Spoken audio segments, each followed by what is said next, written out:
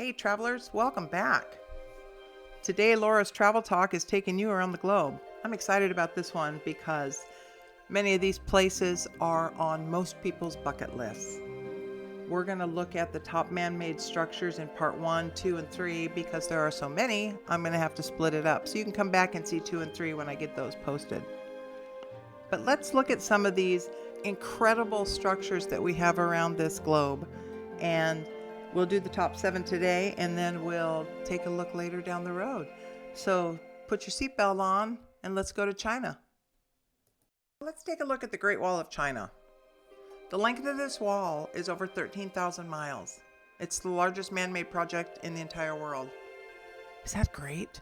Good Lord, look at those pictures. It spans all the way over the mountains. It was built over centuries as a defense against invasions, and it's one of the most iconic and longest man-made structures in history, and it took over 2,000 years to construct. So the most intact portion of the Great Wall was constructed during the Ming Dynasty, which spanned from 1368 to 1644. Holy cow. So as you can see on the map, it's not really a wall at all. It's just a series of fortifications.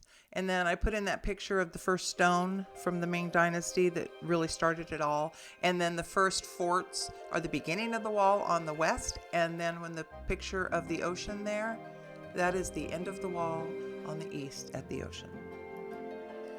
Next up, let's take a look at the Eiffel Tower in Paris, France. The height of the Eiffel Tower is 1,083 feet or 330 meters. It was constructed in 1889 for the World's Fair.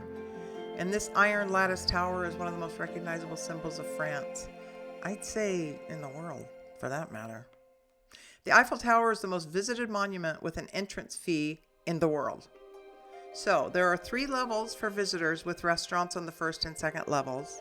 The top level's platform is 906 feet and you can take stairs or a lift. And on the top is a private apartment that Gustave Eiffel built for his personal use. How did I never know this? I never knew there was an apartment up on top, and now I am super intrigued. Anyway, he even had a grand piano in there. Come on. How do you get that up there? Anyway, go see the Eiffel Tower. I know it's on my bucket list, for sure. Well, now we're going to go over to Agra, India, which is the home of the Taj Mahal. The Taj Mahal was built between 1632 and 1653. It's a stunning white marble mausoleum built by Emperor Shah Jahan in memory of his wife, Mumtaz Mahal. She was his favorite wife, and she died delivering the couple's 14th child in 1631. And in Persian, that name means jewel of the palace. And she was renamed by the Shah to signify his favoritism for her as the only mother of his children. The emperor would commission the construction of the marble mausoleum as a suitably decadent resting place for Mumtaz as well as himself when he passed away some 35 years later in 1666.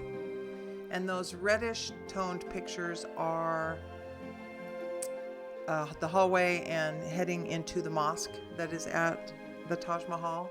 And then these two, what looks like their tomb, with all the white marble and the gorgeous flowers embossed and people looking at a viewing. The Shah and Mumtaz Mahal are actually buried beneath that in their golden tombs there that you see in the picture. So the Taj Mahal, I am sure, is on most people's, if not everybody's, bucket list.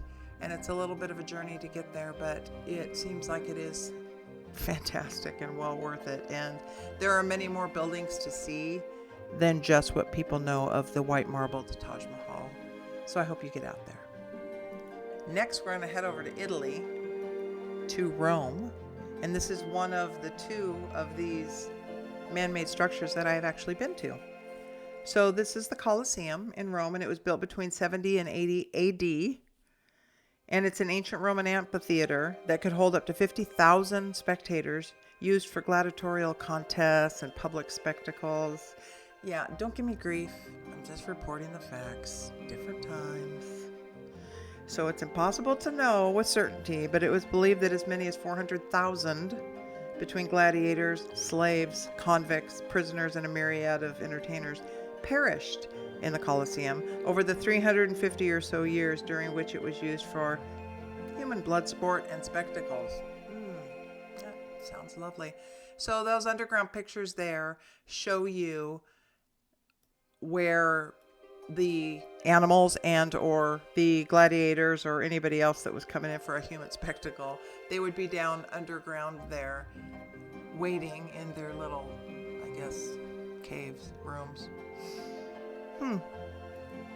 Okay, we're heading over to Peru. I guess you know why. We're going to see Machu Picchu. Machu Picchu was built in the 15th century. It's an ancient Incan city perched high in the Andes Mountains, which is, deep in the Amazonian jungle, showcasing advanced stone construction techniques without the use of mortar. I don't know how they did this. Most archaeologists believe that the Emperor Pachacuti had it built as a royal estate. However, some believe it was a retreat for high-ranking religious leaders and scholars of the Inca Empire. There are some amateur scholars that believe that aliens built Machu Picchu.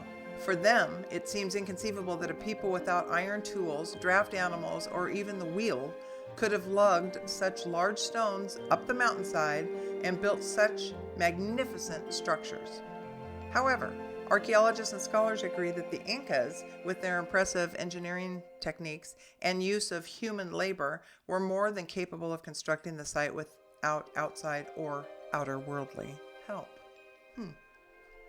So then at the end there, those rainbow looking mountains are also up there in Cusco, and they are dyed in various shades because of the complex combination of minerals, and the slopes in the summit are dyed in various shades including red, purple, green, yellow, pink. They're pretty cool to look at. So if you're getting out to Machu Picchu, you might want to take a little tour of the Rainbow Mountain. So we're partway through here, and I wanted to remind you that if you want more information on any of these locations and how to get there or how to tour or how to discover, I've added links in the description to help you out with those. And the next spot we're looking at is Stonehenge in England. And I have actually been to this one as well, and it's pretty cool to see. It's just what it looks like out there in the middle of nowhere. And it was built estimated around 3000 to 2000 BC, and it's a prehistoric monument consisting of a ring of standing stones shrouded in mystery regarding its original purpose. There's assumptions that it's a burial ground, a ceremonial site, or even an ancient calendar. There is evidence pointing out that Stonehenge was used for ceremonial purposes in the 8000 to 7000 BC era.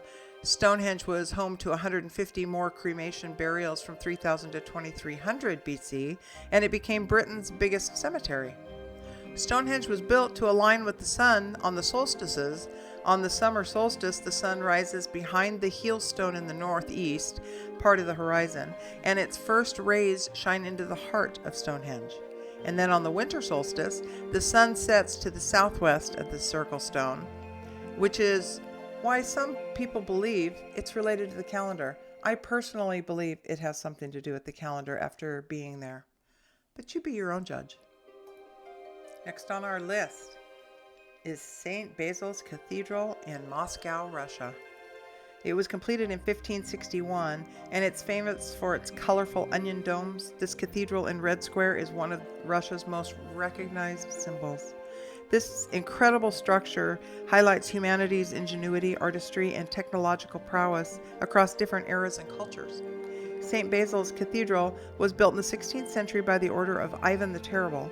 Since then, it has fascinated travelers coming to Moscow. Some found it bizarre, and its unusual beauty entrances others.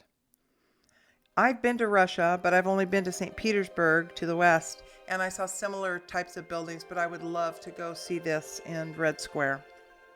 The church is shrouded in legends and myths, but people say that the cruel Russian Tsar had the architect blinded to prevent him from building a more magnificent building for anyone else. Oh, that's a little extreme. Legend has it that Napoleon wanted to destroy the cathedral when he realized he couldn't relocate it to Paris. So St. Basil's is a cluster of buildings. It's got a central church surrounded by 9 auxiliary churches. 8 of them are dedicated to Ivan's 8 victories over the Tatars, and a smaller one is consecrated to St. Basil. This famous Moscow saint was buried in the grounds, and his name later became the name of the cathedral. And then at the end there I have a picture of the red square with the Kremlin in the background to the left and St. Basil's Cathedral on the right photo, and this Baskia Tower as part of the Kremlin. Enjoy! So we'll wrap it up here on our part 1 of top man-made structures around the globe. I hope that you enjoyed it. I know I did. Most of these places are on my bucket list, and the next 2 videos that I'll print have some fantastic places as well.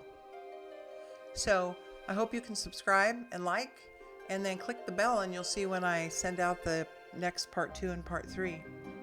And in the meantime, spasiba.